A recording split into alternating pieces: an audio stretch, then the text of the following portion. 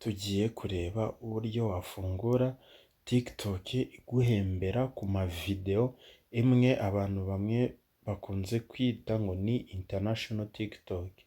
Nta kindi urakora rero, uraza muri Play Store, nurangiza wandike ijambo VPN. Urandika iri jambo VPN, nurangiza urishake. Mbere yo kugira ngo dutangire, kanda like, ukande subscribe, ubundi dukomeze. Numara gushaka ijambo VPN, urabona harahita hafunguka gutyo. Uraza urebe ino VPN bita Secure VPN Safe Internet. Iyi VPN niyo urabasha kudownloadinga bitewe nuko nyifitemo. Njyewe ndakora update. Uraza uyidownloadinge. Iyi VPN niyo y'ubuntu. Iyi VPN niyo y'ubuntu, izindi akenshi uzasanga zishyurwa, ariko iyi VPN ni ubuntu kandi iyi VPN irizewe cyane. Nanjye kugira ngo ntangire guhembwa kuri TikTok, iyi VPN niyo nakoresheje ndi gufungura TikTok yanjye. Nta kindi uzakora rero, uraza uyidownloadinge bitewe na network ufite, uraza gutegereza. Urategereza irangire, urabona iri kurodinga, ntabwo itinda, uba usanga inafite utumegabyte dukeya, nuko njye nsa naho ndi ahantu hatari network zihagije. Uraza uyidownloadinge. Mbibutse ko iyi YouTube channel niyo tugiye kujya tunyuzaho video zigiye zitandukanye, zigisha utuntu tumwe n'utundi tugiye dutandukanye. Ugomba gukora subscribe kugira ngo tujye tubana no mu yandi mavideo agiye atandukanye. Niba hari video ushaka tuzagukorereho, ugomba kunyandikiraho muri comment. Noneho numara kuyidownloadinga, uraza ukande open. Ugikanda open, nta kindi kiri bube, irahita irodinga gutyo, ihite ifunguka gutyo. Noneho nimara gufunguka gutya, urajya hariya hejuru aho ngaho, hano hari akantu kameze nk'umubumbe, uraza nurangiza uhakande. Hano rero urabona harahita hafunguka ibihugu bigiye bitandukanye. Noneho twebwe turashyira muri ibi bihugu bibiri, hagati y'Ubufaransa n'Ubwongereza. Akenshi njye nkunda kwikoreshereza Ubwongereza bitewe nuko njyewe nibwo nakoresheje babasha kungira monetization. Uraza ubufungure, ukibukonekita urabona hariya hejuru, urahita ubonaho notification yabwo, ubundi aho ngaho iraba yafungutse VPN yawe. Noneho numara kuyifungura, urahita uza kuri TikTok sasa. Urahita uza kuri TikTok, urabona turayifunguye. Noneho urabona aho hejuru handitse sign up. Nusanga hatanditse sign up, umenye ko gutya ntabwo ugiye gufungura TikTok, ahubwo ugiye kuyiloginga in. Noneho urabona hano hasi ahangaha, hano ni kuri country. Hano ni ukuvuga ngo ni ibihugu. Hano ibihugu rero, aha niho duhitiramo igihugu dushaka TikTok yacu ifungurirwemo. Mbibutse ko hano ntabwo gufungura TikTok ukayifungura muri Amerika cyangwa se mu kindi gihugu kitari Ubwongereza cyangwa Ubufaransa, ndakurahiye umva. Sinzi ko iyo TikTok yawe niba nayigira monetize, sinzi ko uzabasha kubona ibyangombwa. Account inzi batajya basaba ibyangombwa niyo wafungurije mu Bwongereza no mu Bufaransa. Naho biriya bindi bihugu nzi ko bakunda gusaba ibyangombwa. Niba uzi ko ufite iyo muri Amerika, nushaka ubufungura indi TikTok, kuko iyo ngiyo izakugora cyane.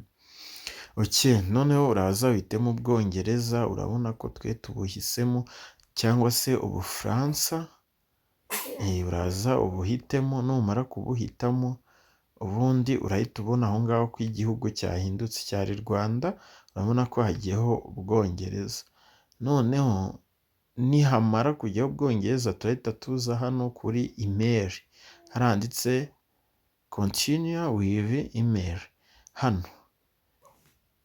continue with email, ni ukuvuga ngo hano niho turashyiramo email, bitewe n'uko iyi TikTok ntabwo wayifungura udafite email, kandi mbibutse ko nanone ntiwayifungurira kuri nimero ya telefone, keretse wenda ufite nimero yo mu Bwongereza cyangwa iyo mu Bufaransa nibwo wayifunguza. Rero bitewe n'uko tudafite izo nimero, turaza dushyiremo email. Uraza wenda urugero urakiretinga email nshyashya, ubundi uyishyiremo hano, ibyo biragufasha. Noneho twe dushyizemo iyi email, urabona ko dushyizemo iyi email. Noneho reka dukore send code kugira ngo batwoherezeho code, turebe niba biri bukunde. Turakora send code batwoherezeho code, iyo code niyo turaza dushyiremo. Reka dukore send code, dukoze send code. Tugikora send code urabona ko baratubwiye maximum number of attempt reach number, maximum number attempt reached, try again later. Ni ukuvuga ngo iyi email impamvu yanze, iyi email isanzwe iriho indi TikTok account, rero ntabwo byakunda iyo email hariho indi TikTok.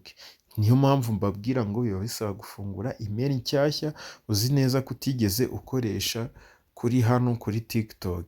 Noneho hano urabona ko nshyizemo indi email nzi neza ko nakoze idafite indi TikTok. Nizere ko muri gusobanukirwa neza, nizere ko muri kumva ibintu ndi kuvuga neza 100%.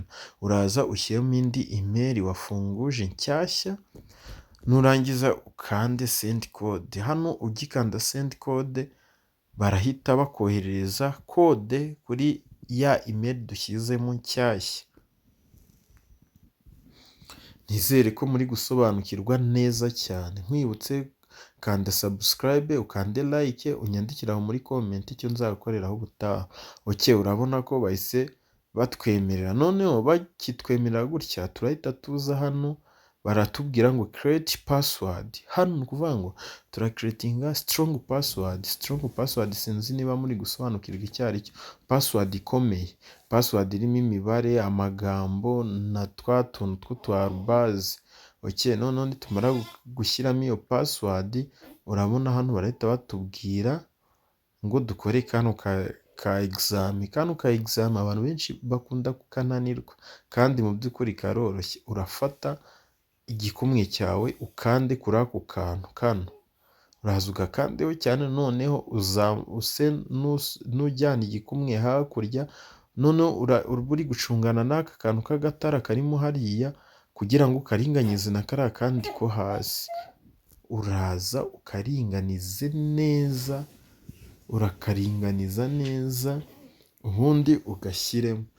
Urabona ukigashyiramo tayari bahita bakwemera. Noneho barahita bakubwira ko bakohereje code kuri email yawe, hanyuma iyo code niyo uraza ushyiremo. Reka nze, urabona ko iyi ni email boherejeho code. Noneho reka tuyirebe, tuze tuyishyiremo hano. Urabona ko baduhaye, turi kuyishyiramo. Urayishyiramo neza witonze, nyine urebe neza ko ari noneho barahita bakugeza hano. Noneho hano barakubwira ngo when's your birthday. Ni ukuvuga ngo hano ugomba gushyiramo igihe wavukiye kiri kuranga muntu please. Hano ugomba gushyiramo igihe kiri kuranga muntu kugira ngo nujya kuyimonetiza, igihe uzaba wujuje ibisabwa batazakwangira. Hano rero ugomba kubishyiramo, ugomba gushyiramo igihe wavukiye cyanya cyo kiri kuranga muntu.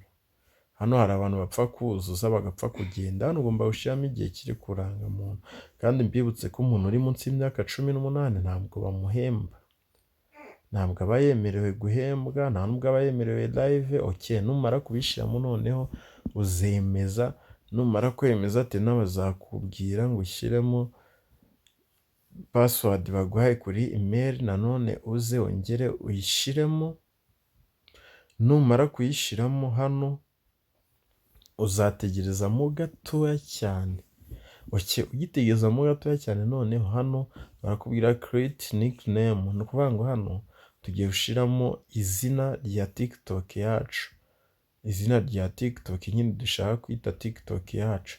Wenda urugero niba witwa Patrick cyangwa se niba witwa mbega izina nyine ryawe ryo ushaka kwita iyo TikTok yawe niryo uzaza ushyiremo hano. Reka noneho natwe dushyiremo izina ryacu ubundi turebe ibyo ari byo.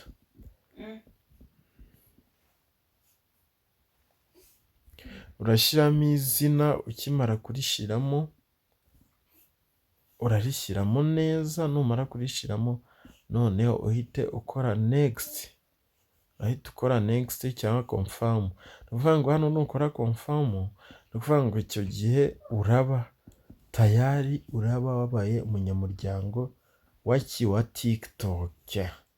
Hano iyi ndakeka niyo step ya nyuma, urahita ukora confirm. Ugikora confirm urabona bizahita birodinga gutyo, bizahita birodinga gutyo, utegerezemo gatoya bitewe na network ufite.